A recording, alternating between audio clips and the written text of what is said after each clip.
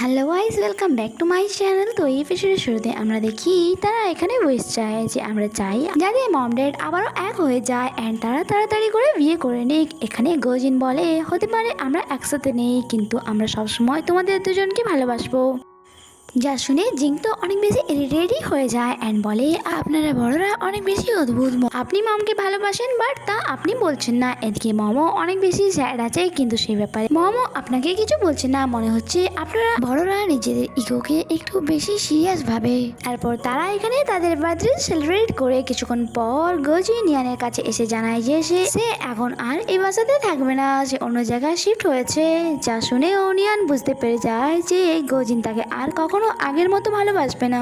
আর সে তাকে বলে আমি 7 বছর আগে যে ভুল করেছি তার জন্য আমাকে মাফ করে দিও। আমি চাই না আমার জন্য তোমার ভালোবাসা থেকে বিশ্বাস উঠে যাক। তাই যদি তোমার অন্য কাউকে ভালো লাগে তাহলে তুমি তার সাথে খুশি থাকতে পারো। গোজিন তাকে কথা শুনিয়ে বলে তোমার মুখে এমন কথা শোভা পায় না, কারণ আজ আমার যে অবস্থা সেটা শুধুমাত্র তোমার জন্য। যা শুনে নিয়ান স্যাড হয়ে সেখান থেকে চলে যায়। যখন কি গোজিন তো চাইছিল যাতে নিয়ান তাকে আটকায়, বাট নিয়ান এমনটা করে না। অন্যদিকে আমরা লুসাওকে দেখি যে এখনো নিয়ান আর তার একসাথে ড্রয়িং করছিল। তখনই তার এক গার্ডস তাকে এসে জানায় যে বস অনেক বড় প্রবলেম হয়ে গিয়েছে। গোজিন আমাদের ব্যাপারে সমস্ত কিছু জেনে গিয়েছে, ইভেন তো সে এই ব্যাপারে পুলিশকেও ইনফর্ম করে দিয়েছে। তাই আমার মনে হয় এখন আমাদের এখান থেকে পালানো দরকার। গ্লুসাও বলে যে আমি আমার ভালোবাসাকে না নিয়ে কোথাও যাব না। এরপর সে অনেক রেগে নিয়ানের ছবি দিয়ে রেড কালার লাগিয়ে বলে নিয়ান যদি তুমি আমার না হও তাহলে আমি তোমাকে কারোর হতে দেব না। নেক্সট সিনে আমরা নিয়ানকে পার্কিং লটে দেখি, যেখানে সে মলির সাথে কথা বলছিল যে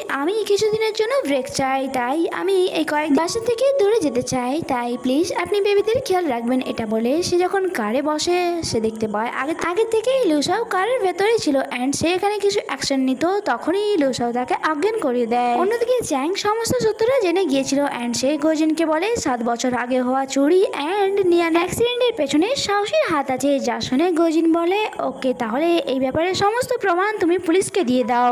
অন্যদিকে সাহসীও জানতে পেরে গিয়েছিল যে তার সমস্ত কুকর্মের ব্যাপারে গোজিন জানতে পেরে গিয়েছিল এ ব্যাপারে, আর যার কারণে সে অনেক বেশি আফসোস করছিল, কারণ সে ওয়ান সাইডের লাভ পাওয়ার চক্করে নিজেদের ফ্রেন্ডশিপটাই নষ্ট করে ফেললো।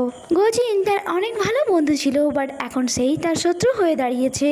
ইভেন তো সে পুলিশের কারদেরও আওয়াজ পায়, বাট এবারে সে বাঁচতে পারে না। অন্যদিকে আমরা গোজিনকে বাসায় দেখি, তার মন তো চাইছিল যে নিয়ানকে কল করতে, বাট কি করতো সে, তার ইগো মাঝে চলে এসেছিল অ্যান্ড সে বলে না আমি সবসময় কেন তোমার পেছনে যাব, যদি তুমি আমাকে ছেড়ে থাকতে পারো তাহলে আমিও তোমাকে ছেড়ে থাকতে পারবো। তখন সেখানে চ্যাং চলে আসে অ্যান্ড বলে বস আপনি 4 দিন ধরে এভাবেই মুখ ফুলিয়ে বসে আছেন, যদি সত্যি বেশ নিয়ানের কথা আপনার এতই মনে পড়ছে তাহলে তাকে একবার কল করুন। একবার কল করলে আপনি ছোট হয়ে যাবেন না।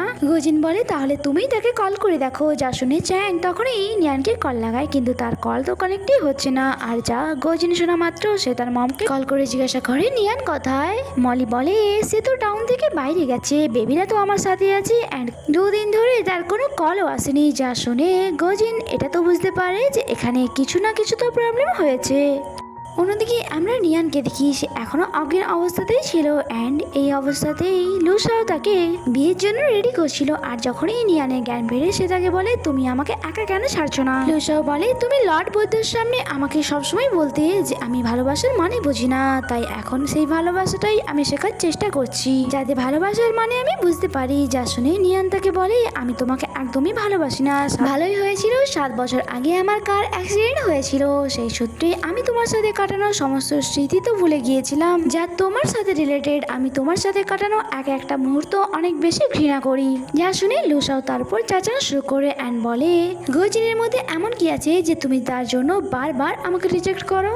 নিয়ান বলে সে আমার অনেক বেশি কেয়ার করে অ্যান্ড তার সাথে থাকলে আমি নিজেকে সেফ ফিল করি, ইভেন তো সে আজ পর্যন্ত কখনো আমাকে ম্যানিপুলেট করেনি। যা শুনে লুসাও আবারও একবার তার উপর হাত তোলে অ্যান্ড তাকে জোর করে অ্যান্ড অনেক জোরে তার গলা চেপে ধরে আর বলে আজ না কাল তোমার আমার প্রতি ভালোবাসা তো চলেই আসবে, শুধু একবার বিয়েটা হতে দাও, তারপর সারা জীবনের জন্য তুমি আমার হয়ে যাবে। এখানে নিয়ান বুঝতে পারে যে লুসাও তার জন্য একদমই পাগল ছিল, সে কোনো সাইকোর মতো বিহেভ করছিল এখানে অ্যান্ড সে তাকে জিজ্ঞাসা করে বলো নিয়ান তুমি কি আমাকে বিয়ে করবে, বাট নিয়ান তো তার এই কোশ্চেনে কোনো আনসার দেয়নি।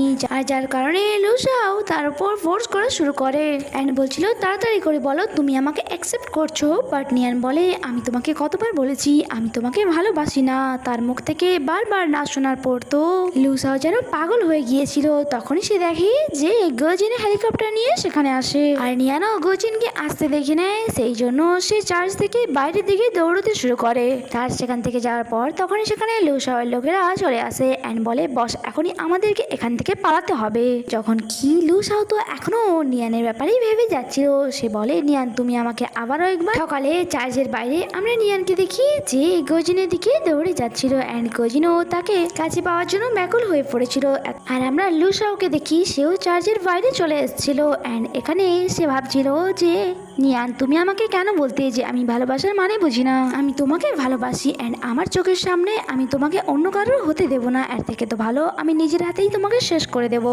এন্ড সে নিয়ানের উপর বন্দুক চালিয়ে দেয়। এখানে গজিনে তার সাথে সমস্ত কাটানোর স্মৃতি মনে পড়ছিল। তাকে এই অবস্থায় দেখে গজিন তো অনেক বেশি ভয় পেয়ে গিয়েছিল এন্ড বলছিল, প্লিজ নিয়ান আমাকে ছেড়ে যেও না। এখানে নিয়ান বলে, পাস্টে যা কিছু হয়েছে তার জন্য আমাকে মাফ করে দাও, আমি সবসময় তোমাকে ভালোবেসে এসেছি।